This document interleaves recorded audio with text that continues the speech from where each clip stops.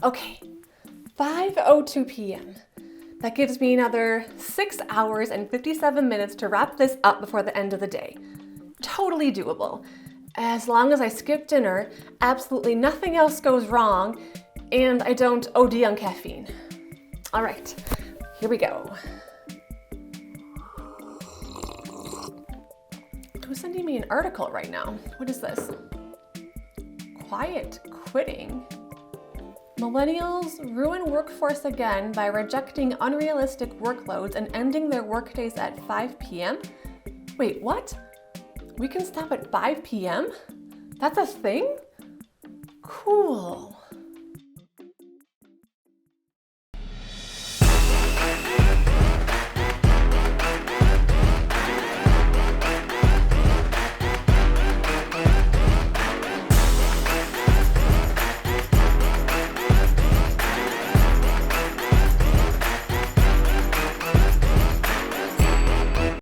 First of all, yes, it has been a few months since I made an insurance video.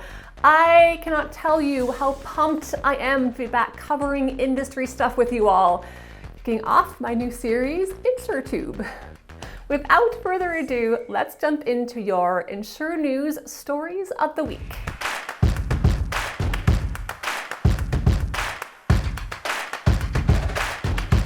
First up, quiet quitting. Not gonna lie, when I first saw this article, I was terrified that I was accidentally a quiet quitter. Oh my God, I logged off at 5:01 p.m. twice last week, and I declined a meeting invite that wasn't relevant to my work function. I quiet quitter? Is my leadership team secretly judging me and recruiting my replacement as we speak? Spoiler alert, I do not think so. And here's why. The concept of quiet quitting has been interpreted in vastly different extremes, from quiet quitting equals giving up on life to quiet quitting equals finding a healthy work-life balance. My take is that it boils down to intentionality. Are you logging off at 5:01 p.m. because it's a good stopping point? Or is it because you've hit a wall where one more second of doing what you're doing feels like torture? If the answer is the latter, then maybe you do need to think on that. And if my boss is watching this, let the record show that I worked until 6:13 p.m. last Friday, which I think qualifies me for some kind of anti-quitter brownie points. Or maybe I should work on getting a social life. Which segues nicely to our next top story, mental health. Ahead of World Mental Health Day, October 10th, a coalition of more than 40 major carriers, brokers, and other businesses announced the One Mind at Work initiative to create a standardized workplace mental health index. The tool, called the Mental Health at Work Index, rates the impact of an organization's mental health programs and suggests improvements. According to mental health nonprofit Mindshare Partners, more than 75% of full-time U.S. workers reported experiencing at least one symptom of a mental health condition last year, up from 59% in 2019. The CDC reports that depression accounts for 200 million lost work days annually, costing businesses between $17 billion and $44 billion. So the question is, can this index create a foundation for supporting worker mental wellness? Will it offer pathways for commercial insurers and brokers to help their customers improve business performance and reduce risk? Or is it just another hurdle to clear?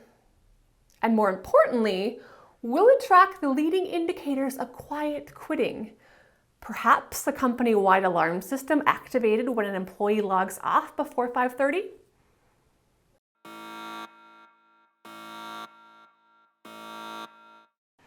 Let's jump over to our guest today, Rob Galbraith, founder and CEO of Forest View Insights and author of the best-selling book, The End of Insurance as We Know It.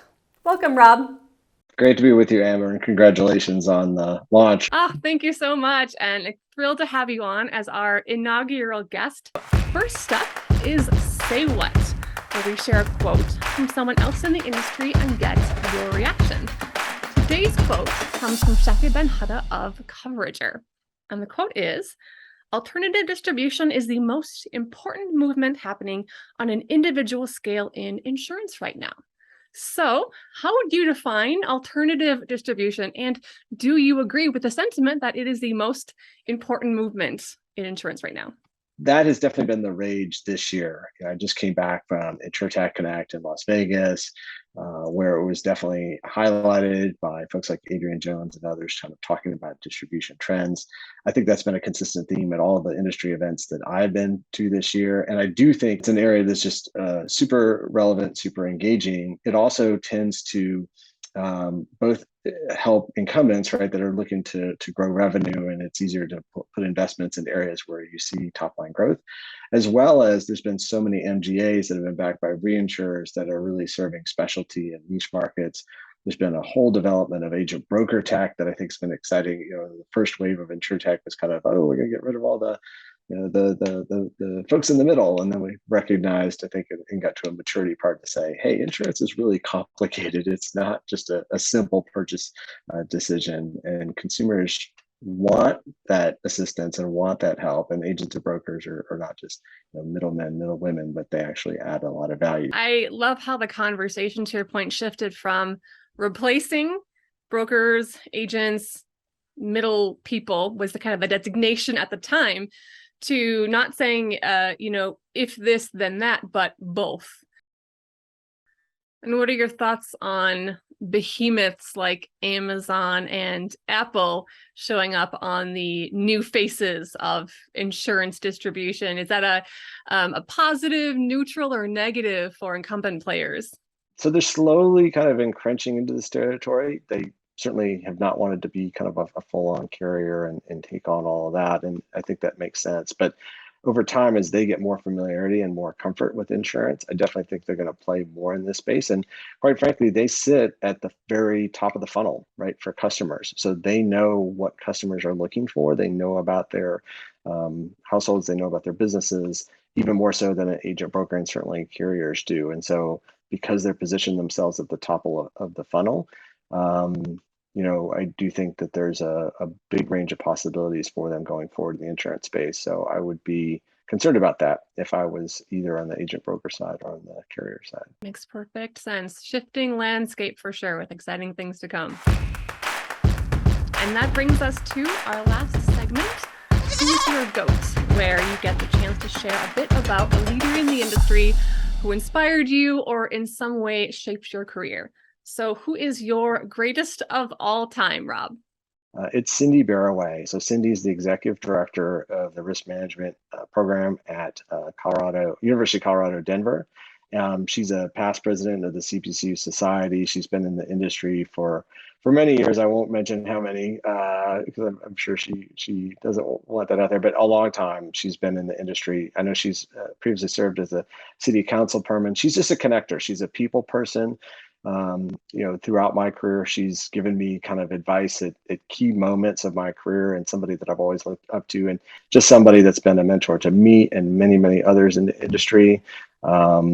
It's just fantastic, I think, just to see somebody that is a trailblazer in many different respects in her field out there, and yet she's so humble and so giving of herself. She certainly doesn't want to be perceived as on a pedestal, as on a figurehead, and she's just one of those people that very much inspires you through her words and her actions. So shout out to Cindy. You do an awesome job. Thank you so much for all you've done for myself and so many other people in the industry, and keep doing what you're doing. Love that you're inspiring the next generation. That's wonderful. Thank you so much for sharing it. Clearly, had an impact on you, and I'm sure many, many others in the industry. Well, thank you so much, Rob, for coming on our inaugural episode of InsureTube. And I'm glad that we got the chance to connect today on that note, and to continue bringing, news and conversation to the industry.